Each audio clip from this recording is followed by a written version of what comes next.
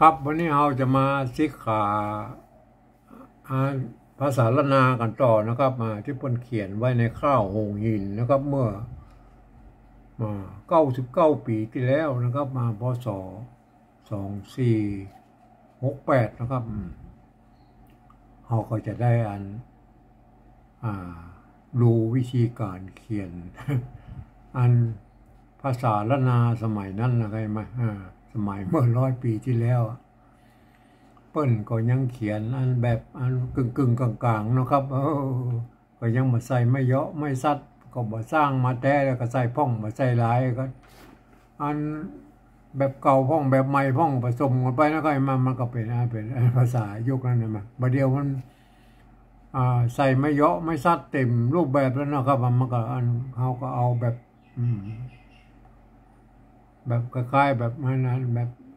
ผันเสียงได้ให้มันครบเครื่องสมัยนี้นะก็เห็นไหมเราพิกไปก่อนแล้วครับมันก็จะได้เนื้อข้าวไว้ตัวไหมเขาจะได้เฮียนแบบข้าวไว้ตัวแล้วครับ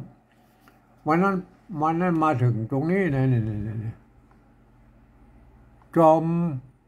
ม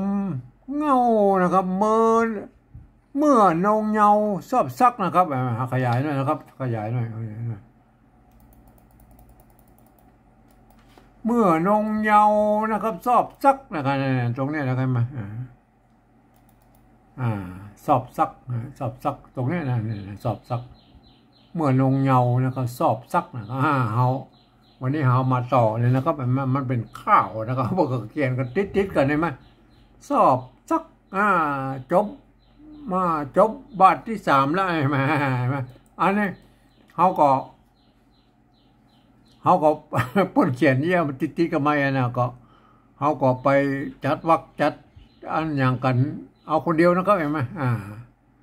อันนี้แม่เนี่ยอันเนี้ยตัวว่าเห็นไหมไม่กาน้อยแม่มันมีไม่ย่อนะอ่านว่าก็ได้ว่าก็ยังได้นะก็แหวอันนี้อ่านสุเห็นไหมสุอันนี้ตัวจ้าเห็นไหมอันนี้ได้อันนี้ก็ต้องอ่านว่านะครับว่าสุจดานะครับว่าสุจดานะครับว่าสุจดาอันนี้อย่างว่าสุจดา4 คำเห็นไหม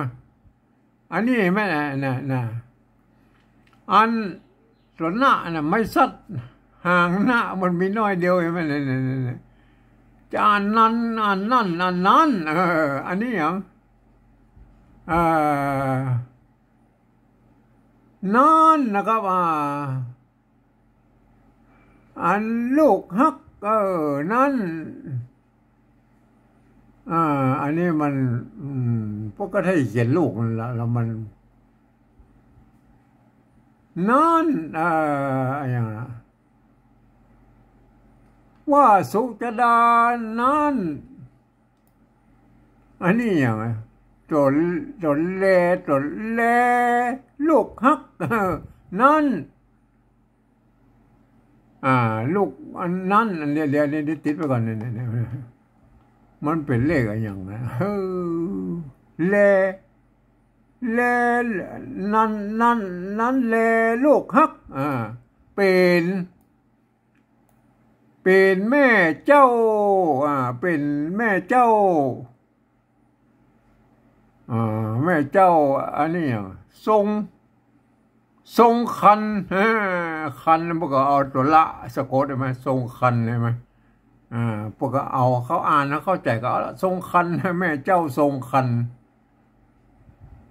กุมมารนะครับกุมมารน้อยกุมมารน้อยมันมีไม่เยอะอ่านมันน้อยอันหนอก็เลยนออันน้อย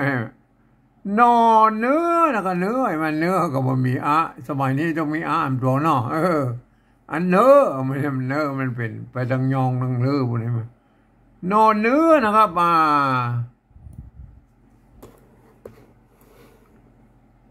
อันนี้อย่างสอดนะครับสอดเนตรนะครับสอดเนตรสอดเนตรอย่างสอดเนตร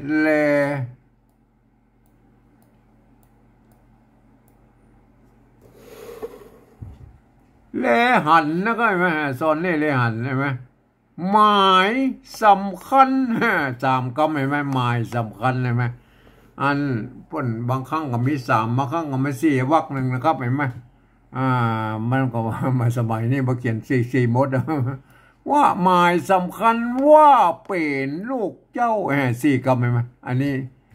ใต้วรรคที่สี่ของบาทก้อมนะครับบาทก้อมเข้าก้อมว่าเป็นลูกเจ้าว่าตัวนี้มันใส่ไม่เยาะอะไรไหมว่าเป็นแม่เจ้า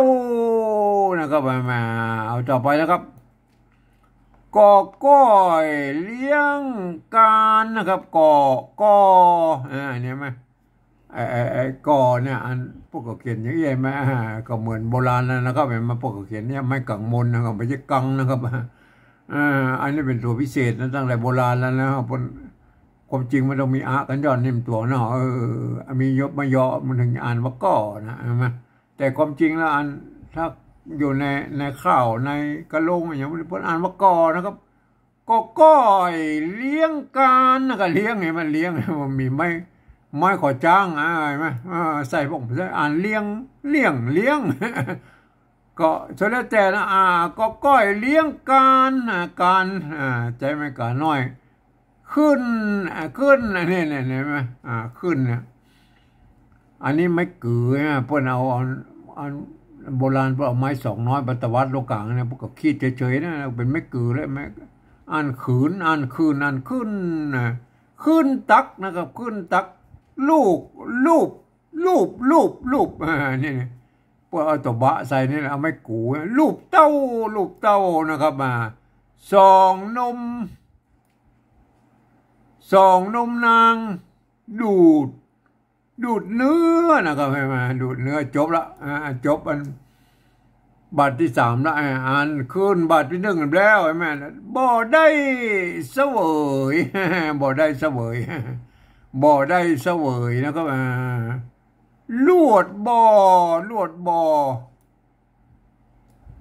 เฟือปิกนะครับลูกบ่อได้เสวยปิกบ่ได้บ่อเพื่อบ่ฟักเพื่ออันนี้มันเนื้อแล้วครับมันเนื้อดูดเนื้อนะครับบ่อได้เสวยลวดบ่อฟักนะมันตกไปบ่อฟักเพื่อมันตกไปนะครับลวดบ่อฟักเพื่อนะครับเห็นไหมปิกปอกนะครับปิกปอกอันนี้ตรงตัวแล้วปิกปอกความจริงมันต้องใส่ไม่ใส่กระปอกแล้วนะครับอันนี้เป็นกระปอกปิกปอกแล้วก็ปิกปอกแล้วนะครับปิกปอกเดี๋ยวบรรทัดต่อไปอันนี้พวกเขียนเอี้ยนามโบราณนะพวกเขียนติดกันเนี้ยยาวไปเจอนะปิกปอกเข้าทุนความนะครับทุนความจบอันนี้ทูลความนี่เป็นอัน วรรคที่สี่นะครับวรรคที่สี่ของบาทที่สามนะครับพ้นจัดสมัยนี้เป็นวรรคที่สี่นะก่อนพวกเขียนติดกันนะครับเห็นไหมต่อไปขึ้นเมื่ออันจบทูลความเนี่ยมันเป็นบาทที่หนึ่งแล้วนะครับมาก็ต่อไปก็ขึ้นเป็นบาทก้อมหนึ่งแล้วว่าบ่มีพวกก็มีแล้วนะครับมาบ่มีไหนไหมเพราะเป็นคำพิเศษสมัยนั้นแล้วครับว่าบ่มีน้ำลูกนะครับลูกฮักนะครับลูกรักนะบอกเขียนเป็นลูกฮักนะลูกฮักขอถามนะครับขอถามใช่ไหมอันนะครับอันใช่ไหมมันพอใส่สองสัตว์เลยไหมอันกับอันจื้อนะครับไม่อันตัวจะไม่กือใช่ไหมจะอันจื้อว่าอันจื้อนามนะครับอันจื้อนามสามคำใช่ไหมนางมาดาแห่งอันนี้แห่งข้านี่มันมีไม้ขอจ้างแล้วเห็นไหม ขาข้าวมันอย่างไรเนี่ยเอาทั้งสัตว์ทั้งขอจ้างด้วยไหนไหมก็แปลกดีเหมือนนะครับเห็นไหมสมัยนั้นเห็นไหมสมัยนี้ข้ามันก็บอกต้องใส่สัตว์แล้วนะครับเอาไม่ขอจ้างเลยนะเป็นผู้ใดนะครับ3 กรรมเห็นไหมฆ่าแล้วนะครับต่อไปจะขึ้นอันบาทที่3ละเป็นผู้ใดจะเป็นผู้ใดจะฆ่าไข่หันนะก็ไข่หันนะไข่หันนะ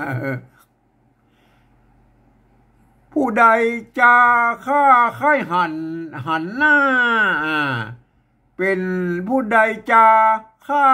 ไข่หันหน้าผ้าปิตุลาผ้าปิตุลาจุงแล้วก็ไม่แม่เนี่ยนะไม่ตุจะไม่กุใช่ไหมตัวไม่กังมนเนี่ยมันเต้นตัวงะกับมันปนเขียนก็คล้ายกึ่งบาลีนะจุงอะไรอย่างอันเนี้ยจีอะไรอย่างอันนี้พาชีพระปิตุลาจุงจีจุงจีมันจุงจีอันนี้เนี่ยไม่สัตว์อยู่นี่เอาตัวดีก็พาดีนาดจุงจีว่าดีจุงจีอันนี้พาก็เลยนะดีนาดอันนี้มันอะไรอย่างอันนี้ตัวอย่างตัวไม่กล้าก็ว่าอันนี้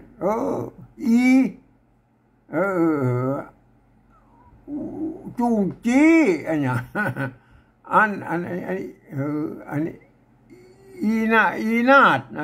ก็เดี๋ยวมานะพาดีนาดหรือดีนาดดินตาพระอินตาโทษเนี่ยจุงจีอันนี้อ่านว่าพระโทษที่อ่านได้หลายอันเลยพระอินตาแล้วก็อินตาโทษทีนะกว่าจะอ่านออกได้พระแล้วก็อันนี้ตัวพระอันนี้ตัวไม่กี่อันตัวนาตัวตะอยู่ข้างหน้าเนี่ยอันไม่กามันเป็นของตัวตะเนี่ยพระอินตานะพระอินตานะครับพระอินตาอ่านยากเลยโอเคนะครับเดี๋ยวนี้เสือกนะครับเสือกไปนั่นนี้นั่นนี้เสือกไปนั่นนี้นะครับนั่นนี้ว่าอันนี้ใส่ไม่กลับวงเลยบางทีกับน้อยบางทีกับวงเลยว่าเป็นแม่เสี่ยงอันนี้ตั้งนะครับตัวตะอันนี้ตัวตะมันก็เขียนสมัยนี้มันเป็นตัวทะแล้วนะครับมันตัวตะบนอันทางข้างนี่มันจะซื่อขึ้นไปนะตัวทะนี่มันจะแวมไปตรงกลางนี่โอเคแล้วพอเขียนนี่นะตั้งมวลนะแต่ตั้งมวลอันนี้ตั้งมวลกุมารบางทีก็กุมารบางทีก็กุมาร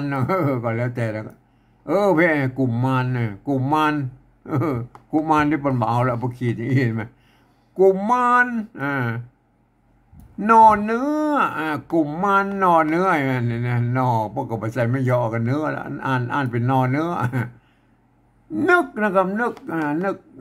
ก นึกนึกแพกอันนี้ตัวพระแพกพิษแพกพิษพิษผวนพิษผวนหันขบวนลายนางอยู่เป้าใช่ไหมอยู่เป้าอันนี้อย่างซ้ำซ้ำปิกคืนถามซ้ำตัวสะเดี๋ยวตัวสะบนซ้ำปิกคืนถามซ้ำปิกคืนถามนะครับไอ้มาต่อไป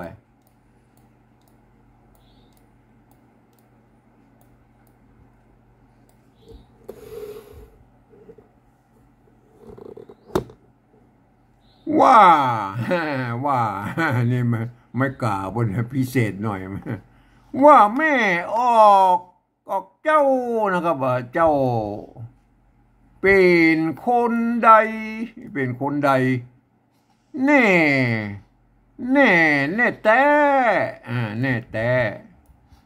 พระอินทร์ใช่ไหมอินตาบางทีพวกก็เอาตัวหน้าไว้ทางบนเป็นตัวหน้านะบางทีพวกก็เขียนอินตาอย่างนี้แหละเอาพระอินอ่านเอาเขียนอ่านได้ก็พอนะพระอินตาทนถามบอกแปะไปเลยเนี่ยอันไม้ก่อจ้างมันไหมป้นซัดมาแล้วก็แปลงหัวไว้ไม้ก่อจ้างมันป้นก็พยายามแปลงแล้วนะครับมันแปลงได้เยอะไหมบางทีก็ใส่บางทีก็ไม่ใส่แล้วก็บอกแปะนะครับลวดไข่บอกนี่บอกไงมันเนี่ยไม่ก่อป้นเขียนไอ้มันนั้นไม้ซัดเนี่ยมันแทนตัวกะอยู่เนี่ยฮะบอกฮือนะครับบอกฮือ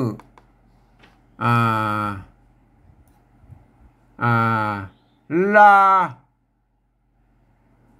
าจะแล้วก็ลาจานะมันต้องบอกฮือลาจานะมันต้องเป็นลาจานะครับฮือบอกฮือบอกฮือแล้วก็มันลงมันลงวรรคที่4ของบาทที่3แล้วมันก็จะต้องเป็นลาจานะลาจามันก็เขียนเป็นลาจะนะครับลาจานะครับโอเคนะครับว่าแม่โอรสเห็นไหมวักก้อมบาดก้อมแล้วว่าแม่โอรสเห็นไหม4 กำลดเป็นเสียงที่ตายนะครับว่าลาจะอันนี้เป็นลาจะอะไรไหมท่านจะเป็นลาจะก็ได้ลาจาก็ได้ลาจะบุตตานะครับชื่อนะครับชื่ออันนี้หมดอันนี้แหละเอาไปทำหน้าหนึ่งที่เรามาเอาเข็มแล้วก็เลื่อนไปหาหน่อยชื่อนะครับชื่อ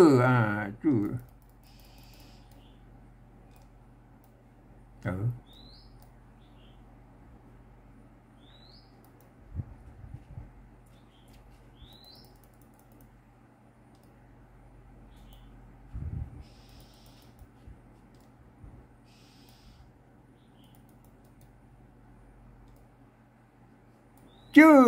วิมาลานะครับมาลามนุษย์ลุ่มไต้ทำไมขอจ้างมีแล้ว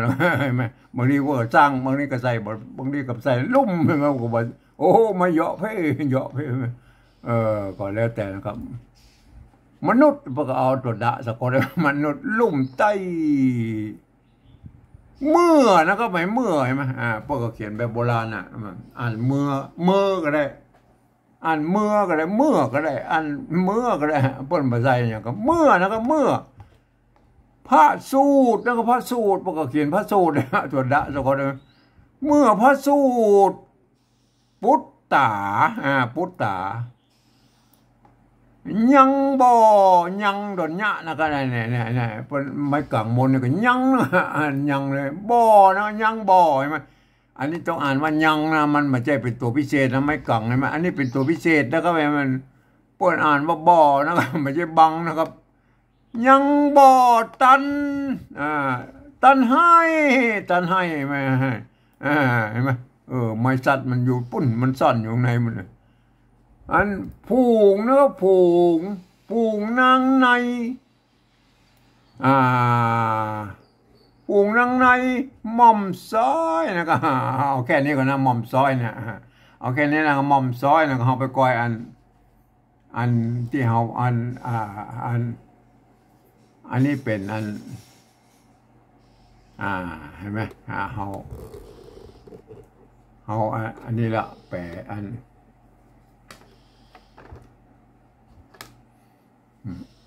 เลื่อนเลย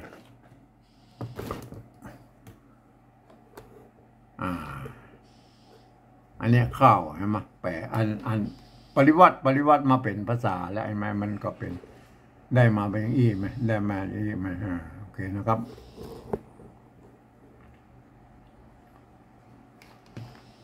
ว่าสุนะครับว่าสุจะดานั่นแหละลูกฮักเห็นไหมนั่นแหละลูกฮักเป็นแม่เจ้าเห็นไหม4 กรรมนะครับเห็นไหม4 กรรมอันนี้3เห็นไหมเห็นไหมเห็นไหมอันนี้บ่ได้3ประกอบอนุโลมเขาเป็น4 กรรมได้ไหมมัน7 ตัวเตียว3 ตัวเหลียวแล้วก็เห็นไหมปนอนุโลมอันถ้ามันเป็นแม่เจ้าเอาแค่นี้3 กรรมได้เห็นอธิบายความชัดแล้วประกอบเอาแค่นั้นเลยไหมว่าสุจดานั้นแลลูกฮักเป็นแม่เจ้าทรงคันนะใครมาเป็นแม่เจ้าทรงคันนะครับมากุมมารนอนเนื้อ3มันบัดชัดก็เอา4 กรรมเห็นไหมเอาบนก่อนบนก่อนอันบนว่าจุจดาลงด้วยเสียงสามัญใช่ไหมสามัญนะครับวรรคที่ 1ใช่ไหมบัดที่ 1เนี่ยนั่นแหละมันมาได้ก็เป็น4 กรรมนะนั่นแหละลูกฮักฮักลงด้วยเสียงตีตายใช่ไหมตีสั้นตีตายแล้วเมื่อมาลงตีสั้นตีตายแล้วประกอบลูกไว้เนี่ยลูกเป็นเอกทรงนะครับเห็นไหมเอกทรงไหมลูกเอกทรงเห็นไหมลูกฮักเนี่ยมันเป็นมันลูกเนี่ยมันทรงฮักเลยนะครับมันเอาเสียงอันเป็นเสียงโทปกตินะถือว่าเป็นเอกทรงนะครับทรงฮักทรงเจ้าเนี่ยเสียงโทพิเศษไหมทรงฮักไหนไหมเปิ้นหันเสียงตีอยู่ที่ไหนไม่ได้เสียงโทพิเศษอยู่ไหนไม่เปิ้นเอาเอกทรงเขาใส่นะครับแม่แถมมาปอเปิ้นเอาตัวนี้เนี่ยลูกเล่นบ้านไหนไหมเลลูกเนี่ยตัวรอเนี่ยเลนั่นเลลูกฮักนะเปิ้นเอาเนี่ยนั่นเลเนี่ยมันเป็น2 กำหน้าหรอกลูกฮัก2 กำลังเปิ้นเอาเปิ้นสนใจการอันสัมผัสในนี่มากกว่าสัมผัสนอกเปิ้นไม่จำเป็นแล้วอันดาเนี่ยมันบ่ใจเอาว่าจุจดานั้นมาหาลูกฮักเนี่ยบ่ต้องนั่นแลลูกฮักเห็นไหมเปิ้นเอาบ่ต้องเอาสระอามาสัมผัสเลยไหมเอาสัมผัสกับทางในนี่เอารอเนี่ยนั่นแลลูกฮักเป็นแม่เจ้าเห็นไหมไอ้เจ้าเนี่ยมันไม่ใช่เอาสมัยนี้มันจะเอาแบบนั้นเลยลูกฮักมาอันบอกตักทรงคันเนี่ยไม่ใช่นะครับไม่ใช่เอาอักมาใส่ได้อะไรมันต้องลงด้วยเสียงโทพิเศษโทเมืองก็มาเจ้าไอ้บาทที่ 1เนี่ยใต้วรรคที่ 3ของบาทที่ 1เนี่ยปลงแม่เจ้าเนี่ยมันเป็นข้าวจอยนะก็เห็นไหมก่อนจะลงเจ้าเป็นแม่อยู่เนี่ยแม่เป็นแม่เอกนะฮะแม่เป็นแม่เอกเสียงโทนะครับแม่เนี่ยไหมแม่ลูกเนี่ยเต้ากันใช่ไหมเสียงโทใช่ไหมแม่ลูกใช่ไหมเต้ากันทรงคันใช่ไหมลงวรรคที่ 4ละลงด้วยทรงคันใช่ไหมทรงคันน่ะลงด้วยทรงคันเนี่ยมันไหนมาทรงคันเนี่ยมันเสียงสมันเนี่ยมันมาลงด้วยเสียงสมันนะครับไอ้มาโอเคนะครับอันแดงมันหันบอกให้ชัดหน่อย เอาสีนี่ก็พอละสีอันมงโอเคนะครับกุมมารนอนเนื้อมันอันนี้ขึ้นบัตรกล้อมละมันจะต้องลงด้วยเสียงตีนะครับไหมอันนี้เป็นตียาวนะไหมกุมารนอนเนื้ออันจะต้องลงด้วยเสียงตียาวหรือตีสั้นเท่านั้นนะกันฮักเนี่ยได้นะครับไหมจะไปเอาเสียงอื่นๆมาใส่นะครับเห็นไหมเนี่ยมันจะเอาเสียงนั้นนิยมประเดี๋ยวนี่ก็เพิกกับไม่ใหญ่แล้วก็เอาเสียงอันจัตวามาใส่ก็มีนะครับมันไม่ใช่นะครับอย่างเช่นอกมดอย่างนี้เนี่ยอย่ามาใส่นะครับเห็นไหมมันอันเสียงหมูนี่มันอันไตลือมันออกเสียงอันจัตวาต้นๆนะแต่ปลายมันขึ้นไปปุ๊บใกล้ๆเสียงทีมันอกมดมันเป็นยังไงไหมมันความจริงแล้วเราจะต้องการนับเสียงตีเนี่ยจะต้องนับถึงตีแบบไตยวนจังใหม่นะครับอันอกกับบมดเนี่ยมันเป็นเสียงจัตวานะครับอย่ามาใส่ตานี่นะครับมันอันตานี่มันจะต้องเป็นเสียงจีตายอย่างเช่นก็ว่าฮักนักอันนิดอย่างนี้อันนั้นต้องนับอันเสียงตรีแบบอันไตยวนจังใหม่นะครับอันท่านอันพญาพรหมเนี่ยเป็นคนไตลือลำปางโดยกำเนิดนะครับลูกหลานไตลือใช่ไหมเปิ้นก็เข้าใจในอันนี้นะครับเปิ้นก็เอามาเขียนข้าวเปิ้นบ่ได้เปิ้นบาดก้อมเนี่ยมันจะต้องนึกถึงสาวรับเจ้าที่เข้ามากองเบาเจียวกองกิจิกระต้มกันน้อยนะก็นะต้องทำไปนั่นใช่ไหมสาวรับเจ้าเสียงตีแล้วก็มาท่านจะไปพิจจากโบราณมันนะก่อนจะลงเนื้อเนี่ยมันมีนอเนี่ยนอเนี่ยเป็นไม่เอกเสียงเอกนะนอเนี่ยนอนเนื้อเอกทรงนะไหมแถมมาป้อมันเป็นนอนใช่ไหมนอนใช่ไหมมันเป็นยังไงนะอักษรกู้ใช่ไหมนอเนื้อสอดเนตรแล้วเนี่ยมันมีสระเอือแล้วเนี่ยป้นห้องว่าอันเป็นการสัมผัสแบบอันเนื้อเรื่องนะครับที่มันเกี่ยวเนื่องกันนะนอนเนื้อสอดเนตรนะนอนเนื้อเนี่ยสอดเนตรก็เอาแลมาพอนะแลหันเนี่ยแลหันใช่ไหมเนี่ยสอดเนตรแลหันใช่ไหมหันนะปุ้นมันไปอันกับคันมันกับแลหันมาไหนไหมสอดเนตรแล้วก็สอดเนตรเลหันใช่ไหมเนี่ยไหมหมายสำคัญใช่ไหมอันเหลียวมาหาไอ้คันเนี่ยไอ้คันนี่มันเหลียวมาหาหันนี่ไหมเนี่ยคันเนี่ยไอ้สามตัวเหลียวนั่นเหลียวเนี่ยเห็นไหมเหลียวมาหาหันเนี่ยเห็นไหมถ้าเหลียวอย่างนี้ก็อาจจะเป็นไอ้หัวหื้อยงไปก็ได้นะก็ไอ้แม่ก็ถ้าหาปะหัวหื้อยงเราก็อธิบายอันถ้าปกติมันจะเป็นนะครับมันเหลียวมาหานะครับหันเหลียวมาคันอันท้ายวักอันที่3ของอันบาทที่1กับบาทที่3เนี่ยมันเหลียวแบบเนื้อเรื่องได้นะครับ อันนี้เหลียวแบบสระนะครับเห็นไหมหมายสำคัญว่าเป็นแม่เจ้าหมายสำคัญว่าเป็นแม่เจ้าอันนี้มันมีสระอันตรงนี้นะครับมันต้องมาสัมภาษณ์แล้วก็วัก3วัก4นะแม่เจ้าเสียงโทพิเศษโทเมืองนะครับมันเนี่ยโทพิเศษโทเมืองนะครับโทพิเศษโทเมืองนะครับเห็นไหมก่อนจะลงโทพิเศษมันมีแม่อยู่ตรงหน้าเนี่ยแม่นะแม่เห็นไหมแม่เป็นไม้เอกเสียงโทนะครับเห็นไหมก็ถือเป็นอันเอกทรงนะครับว่าอันนี้เนี่ยมันเป็นยังไงจบบัตรก้อมแล้วก็มาขึ้นอันบาทที่3อะไรมาบาทที่3ก้อยเลี้ยงการการโดยเสียงสมัญใช่ไหมเสียงสมัญนะก้อยเลี้ยงการเนี่ยมัน3ก็ไม่ได้ก็บ่เป็นยังก็เอาก้อนี่แหละไอ้ก้อนี่แหละตะเกียบกะไม่กังบนนะก้อยอันเขียนก้อนะแต่เวลามันอ่านข่าวแล้วมันอ่านว่าก้อยเลี้ยงการเห็นไหมเป็นอักษรกู้ใช่ไหมเป็นไหมเน้นไปอะไรมันมีสระอันน้อยวรรคที่2นี่อะไรไหมเลี้ยงการขึ้นทักการอย่างไรกับการขึ้นทักละกันใช่ไหมเนี่ยมันอู้กับของเรื่องหรอมันจำเป็นจะต้อง ก็ก้อยเลี้ยงกันมาปันลูกเต้าไม่ใช่อะไรมาขึ้นตักเลยนะขึ้นตักลูกเต้าเลยนะ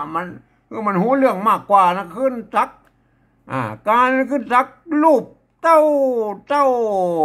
ปุ่นเจ้าอะไรมาเต้ามันเสียงโทพิเศษโทเมืองแล้วก็มาลูบนี่ก็เป็นอันเสียงโทเห็นไหม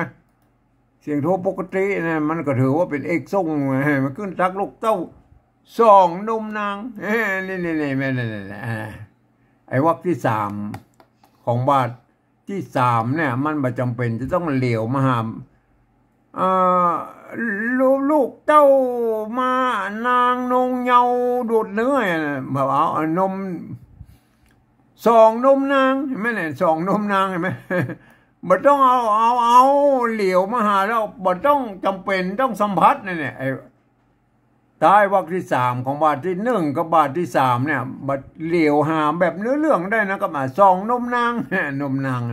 ลงด้วยเสียงสมัญแล้วก็ลงด้วยเสียงสมัญแต่เปิ้นเน้นอันนี้ไอ้นเนี่ยนมนางเนี่ยนมนางเนี่ยเป็นอักษรกู้ดูดเนื้อเนี่ยดูดเนื้อนะเนื้อมันเสียงตีนะตียาวเห็นไหมจะลงตียาวก็ได้ตีสั้นก็ได้แต่เปิ้นเอาดูดอยู่ตรงหน้าเนี่ยดูดเนี่ยเอกทรงแม่เป็นใช่ไหมมันเป็นยังไงข้าวอันโบราณมันเป็นอีนะก็มาพญาพงศ์ก็เอาไปใจนะก็มาต่อไปนะก็มาต่อไปมาถึงบาทที่1ได้มาบาทที่1บ่ได้เสวยบ่ได้เสวยใช่ไหมเสวยก็ถือว่าเป็นกรรมเดียวก็ได้นะมาเสวยใช่ไหมมันก็อันนี้เห็นไหมเป็นกรรมเดียวก็เป็น3ก็ได้4ก็ได้มาได้อยู่ตรงนี้ได้ขนาดอยู่ตรงกลางวรรคเนี่ยมาปกเอาบ่อเอาเอกทรงอยู่ในบ่อได้เสวยลงเขียนว่าลวดบ่อฮะมันมีสระโอ้ยอะไรเห็นไหมมันมีสระโอยแล้วเห็นไหมลวดบ่อเห็นไหมมันมีแล้วนะเปิ้นเอาเนื้อเรื่องโอ้กันไปแบบหูเรื่องเลยหน่อยนะบ่ได้เสวยลวดบ่อฟักเฟือเห็นไหมฟักเฟือมันเป็นอันฟอใช่ไหมนะฟักเฟือเป็นเฟือเป็นเสียงตีใช่ไหมนะฟักเฟือฟักก็เป็นเสียงตีสั้นแล้วก็เฟือเป็นเสียงตียาวใช่ไหมเป็นฟอเป็นเน้นเนี่ยฟอเนี่ยใช่ไหมเน้นไหนก็เนี่ยน้อยเนี่ยมันเป็นยังไงเป็นเน้นมันมีเนี่ยปิ๊กปอกเนี่ยปิ๊กปอกเป็นเน้นอย่างอี้มันม่วนแล้วปิ๊กปอกเข้าตายวรรคที่3ใช่ไหมมันเหลวมาหาแบบเนื้อเรื่องเฟื่อเนี่ยไม่ใช่อันบ่ลวดบ่ปักเฟื่อมาโอ้เปื้อโทนความไม่มันโอ้หมูเรื่องมันเอาสระมาใส่แต่หมูเรื่องปิ๊กปอกเข้าปิ๊กปอกเข้ามันหูเรื่องมากกว่าแล้วปิ๊กปอกเข้าเสียงโทพิเศษนะครับโทเมืองนะครับตายวรรคที่3ของบาทที่1เนี่ยไหมทูลกับความสามัญใช่ไหมพญาพงศ์ก็มีสามัญจัตวาสามัญนั้นอันข้าวเห็นบางครั้งมันก็มีเสียงตีแทรกมาบ้องก็มีนะเสียงตีสั้นนะครับตีตายนะอย่างปลาจุคนอย่างนี้มันก็ป่นกับอนุโลมใส่มาได้นะข้าวหินแล้วก็ไหมก็โอเคนะครับต่อไปมาถึงบาทก้อมแล้วไหมว่าบ่มีน้ำ3 กำมาได้ก็คือเป็น4ไหมไอ้ปิ๊กปอกเข้า3 กำไหม3 พ่อง 4 พ่อง 3 พ่อง 4 พ่องมันจะเอามาเดียวนี้เอา4หมดว่าบ่มีน้ำนะก็น้ำเสียงตีนะครับน้ำเสียงตียาวนะครับไหมว่าบ่มีน้ำมันมีเนี่ยเป็นเสียงธรรมดาก็เอาบ่ว่าก็มีเนี่ยเอาเอกมาส่งหน้าไปก็ยังได้มันเป็นยังไงว่าบ่มีน้ำเอามาส่งหน้านี่ก็ยังได้นะลูกฮักลูกฮักใช่ไหมเนี่ยมันมีสระอำตรงนี้แล้วก็ฮักลูกฮักเห็นไหมเปิ้นมาต้องเอาเนื้อเรื่องว่าฮักอยู่นี่เนี่ยลูกใช่ไหมลูกมันเป็นเอกทรงไหมขอถามไหมขอถามไหมถามนี่มันปุ้นไปสัมภาระความอ่านชื่อนามนางเนี่ยมันเนี่ยนามเนี่ยนามมันเบ้เนี่ยมันมาสัมผัสก็นามกับถามไม่มันเหลียวมาทั้งกลางไม่ก็ยังได้แม่เป็นอัน เป็นอันแบบคล้ายๆแบบหัวเฮือยงอะไรมาแต่เปิ้นเอาไอ้น้ำนางเนี่ยนอนเนี่ยน้ำนางเนี่ยเปิ้นเน้นอันนี้เห็นไหมน้ำนางมาดามากับดาอันนี้ก็คือสระกู้มันเป็นไหมแห่งค่าไหมแห่งค่าเสียงโทพิเศษใช่ไหมเมื่อโทพิเศษแล้วพวกเขาแห่งลงมาแห่งไม่เอกเสียงเอกนะแห่งเอกทรงนะไหมเนี่ยเป็นไหมเห็นไหมมาถึงบาทที่3แล้วล่ะเป็นผู้ใดจะ3 กำบะมันบอกอ่านเนื้อเรื่องมันบอกครบก็เอา4 กำเลยว่าผู้ใดจะเป็นผู้ใดจะลงเสียงสมัญเลยไหมเป็นผู้ใดจะฆ่าไข่หันหน้ามันได้ฆ่าไข่หันหน้ามันได้ไข่นะครับมันไข่หันหน้ามันจะไข่ก็ได้นะฆ่าไข่มันเป็นอันคอนะครับฆ่าไข่หันหน้ามันเสียงโทพิเศษหน้าแม่หน้าโทพิเศษมันไปสะบัดกับข้านะอันพระนี่เขียนผิดไปหน่อยโอเคพระปิตุลานะครับพระปิตุลาจุงจีนะครับจุงจีพระปิตุลาจุงจีนะตะกี้มันจุงจีนะที่เขาอ่านมาออกนะพระอินทราตะกี้นะจุงจีนะครับจุงจีมันจอนะเนี่ยจุงจีนะจุงจีเนี่ยมันจอแถมมาป้อมมีเอกทรงด้วยเนี่ยทรงเสียงจีนะจุงจีมันอันลาเนี่ยมันเหลวมาอันหน้าเนี่ยพระปิตุลาจงจีมันอันนี้ที่เขาอ่านบอกเลยพระอินตาเนี่ยที่เขาอ่านบอกเนี่ยพระอินตา3 กำไม่มาพระอินตาลงในเสียงสมัญนะเสือกมันไม่เสือกอ่านมาเสือกมันเสือกนะครับเสือกโอเคนะบูรณะเอาไปหน่อยเสือกไปนะครับเสือกไปนั้นนี้นะครับเสือกไปเสือกใส่อะไรไปนะครับเสือกไปนั้นนี้นะครับว่าเป็นแม่เสี่ยงว่าเป็นแม่เสี่ยงไอ้แม่นั้นนี้นอนพระอินทรานั้นนี้นะครับนอนนะครับว่าเป็นแม่เสี่ยงไอ้แม่เนี่ยเสี่ยงเนี่ยมันเสียงโทพิเศษนะครับมันไอ้ตายวรรคที่3เนี่ยมันต้องเอาว่าเสือกไปนั่นนี่มาแต่นี่ตังมวลเนี่ยไม่ใช่นะครับมันต้องเอาสลีมาผสมกันนะว่าเป็นแม่เสี่ยงเนี่ยมันม่วนกว่านะแม่เสี่ยงแม่เสี่ยงแม่มันเป็นเอกทรงนะครับไม้เอกเสียงโทเนี่ยเห็นไหมตังมวลลงด้วยตังมวลไหมตังมวลตังมวลสมันใช่ไหมข้าวโบราณแบบนี้เหรอมันข้าวจอยหรอกครับมันลงเสียงเอกตั้งหน้าแล้วมันจอยไปแล้วมันม่วนแล้วก็มันเอื้อนมาได้ก็มันเอื้อนมาได้เสียงเอกนะมั้ยต่อไปมาถึงบัดก้อมข้าวก้อมได้ไหมนอนเนื้อมันเนื้อตายบอกที่1นี่บนเนื้อมันเนื้อเสียงจีได้ไหมไหมเอานอเนื้อนอน้อยนอแถมมาปอเอกทรงทำตัวแม่เป็นยังไงกูมานอเนื้อนึกแพกพิษผวนมันต้องเอาสระเอือมานี่มันปนนึกแหละนอนเนื้อเนี่ยกูมานเนี่ยมันนึกถึงเลยมันนึกแพกพิษผวนไอ้แพกก็พิษผวนเนี่ยมันได้2 กู้เนี่ยเป็นยังไงแพกก็นึกแล้วก็แพกพิษนั่นแหละแพกพิษมันเป็นพอนั่นแหละพอใช่ไหมอักษรกู้เนี่ยอันสัมพัทธ์กู้หน้าแล้วกู้หลังไอ้พิษผวนนั่นก็เป็นอักษรกู้แถมแถมกู้นั้นได้2 กู้ใช่ไหมแพกพิษผวนนะใช่ไหมได้2 กู้นะครับไอ้แพกพิษผวนนั่นใช่ไหมหันขบวนบวนเหลวมหาผลเนี่ยเห็นไหมเหลว3 กำไหม3 กำไหมถ้ามัน3 กำชัดก็โอเคแล้วไงไหมลายนางอยู่เฝ้าลายนางไงมันต้องเอาไอ้อ้วนมาใส่แถวนี้ละเห็นไหม หลายนางอยู่เป้าเป้าเสียงตัวพิเศษนะลงท้ายบัตรก้อมไหนไหมบัตรก้อมเข้าก้อมเนี่ยปุ๊บก็เอาอยู่ส่งไปไหนไหมอยู่เสียงเอกไม่เอกนะครับไม่เอกเสียงเอกนะฮะอยู่เป้าใช่ไหมโอเคแล้วครับก็ขึ้นเป็นขึ้นเป็นบัตร3ลำดับซ้ำนะครับซ้ำปิกคืนถาม3 คำมาได้ก็โอเคนะ4 คำซ้ำปิกคืนถามว่าแม่มามีสลามตรงนี้ได้ไหมป้นโอ้กันไปเลยปิกคืนถามว่าแม่ออกเจ้ามันเสียงโทพิเศษแล้วปุ้นมันไปกระเป๋านะไงมาก่อนจะลงเจ้าเนี่ยมันมีออกอยู่ตรงหน้าเนี่ยออกอยู่ตรงหน้าเนี่ยออกไม่เอก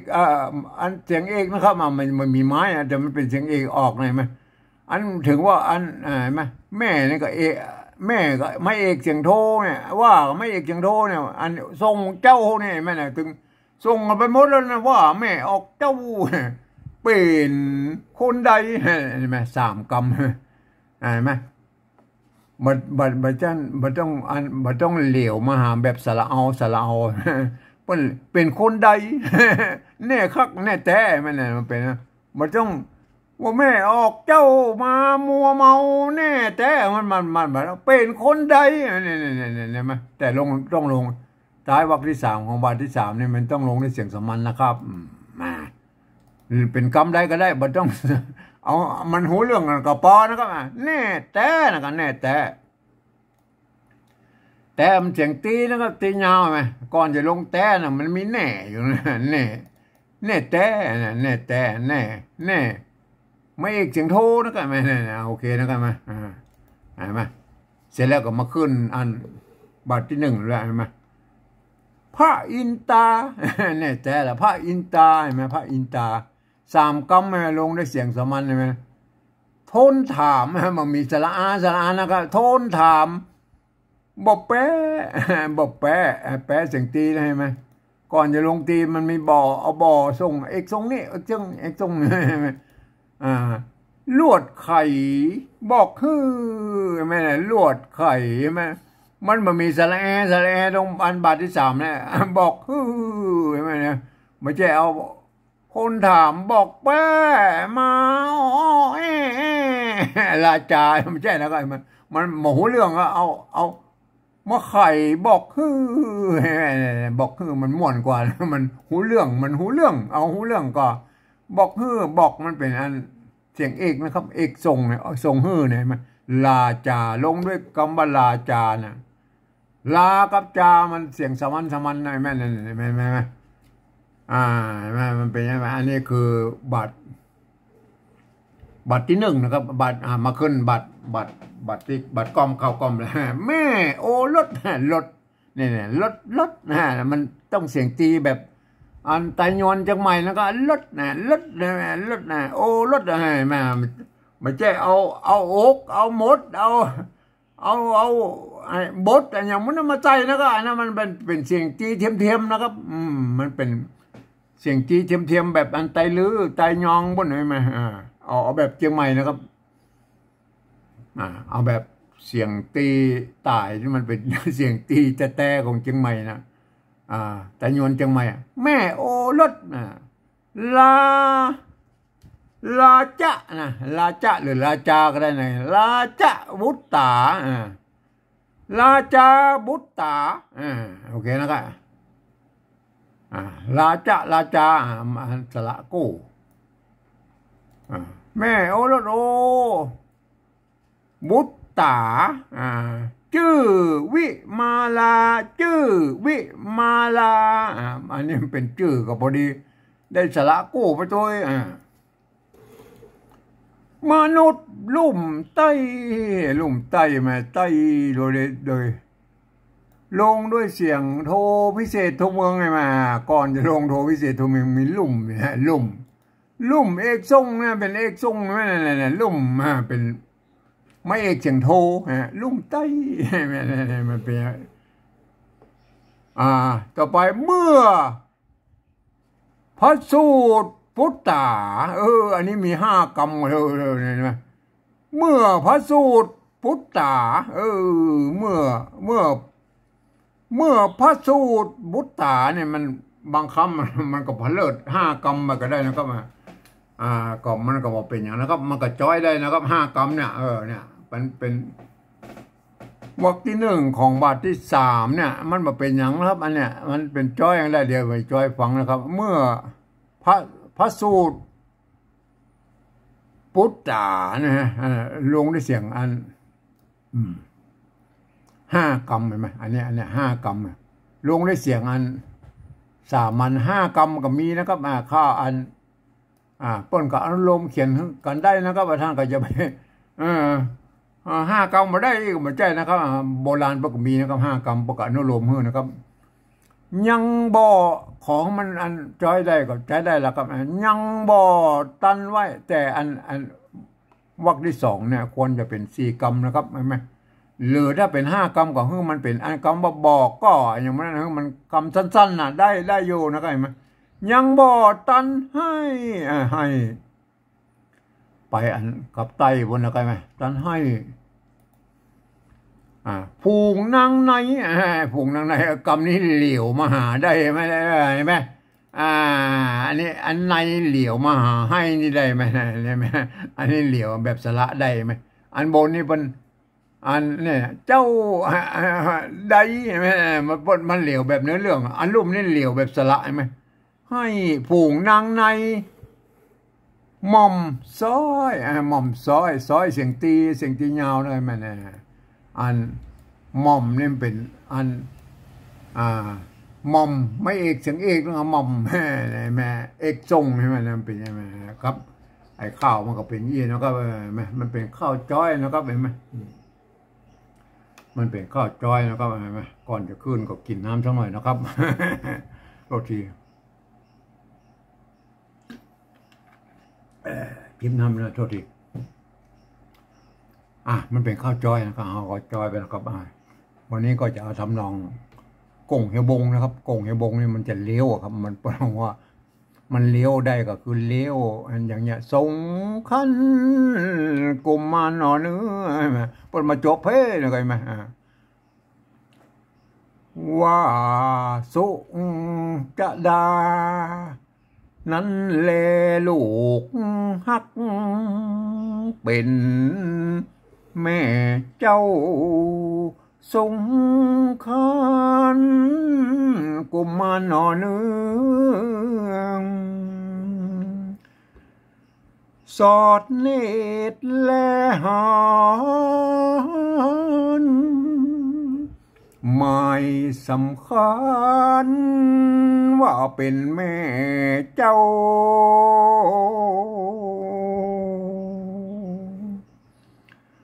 ก็ก้อยเลี้ยงกันขึ้นตักลูกเต้า2 นมนางดูดเนื้อบ่ได้เสวยลวดบ่ฟักเฟือ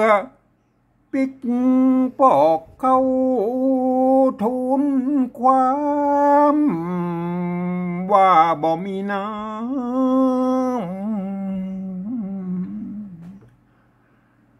ลูกฮักขอถามอ่านชื่อนามนางมาดาแห่งข้า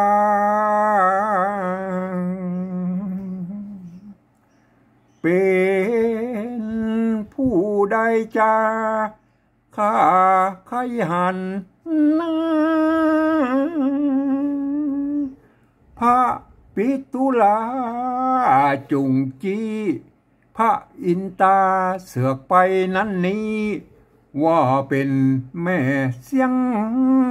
ตั้งมวนกุมารหนอเนืองนึกแผกพิษผูวนหันขบวนลายนางอยู่เป้า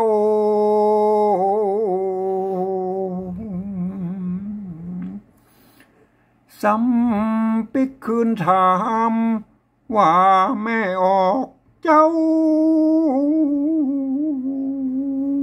เป็นคนได้แน่แต่พระอินตาทนถามบอกแปะลวดไข่บอกคือ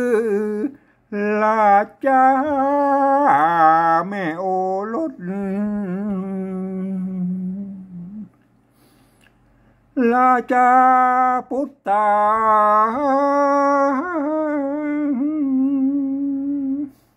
จือวิมาลา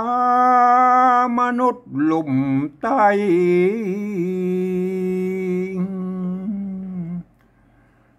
เมื่อพระสู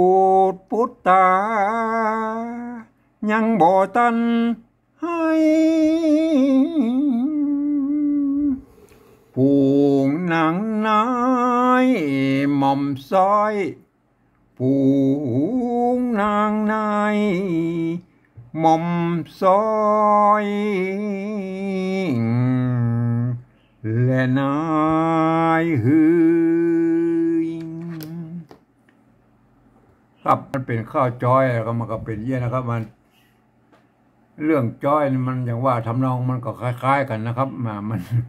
ไอ้ลูกเล่นตอนเอื้อนนะครับตอนเอื้อนตอนทรงตอนยุดตอนอะไรอย่างนี้มันก็จะแตกต่างกันไปแต่ละคนนะครับมันก็ทำนองมันก็คล้ายๆกันนะครับมันเนี่ยแบบเดียวกันนี่อะไรมาแต่มันแตกต่างกันไปนะครับมันเหมือนกันนะครับแต่ละคนนะครับมันก็เป็นอย่างนี้มาครับวันนี้ผมก็ขอบรรยายเพียงแค่นี้ก่อนนะครับ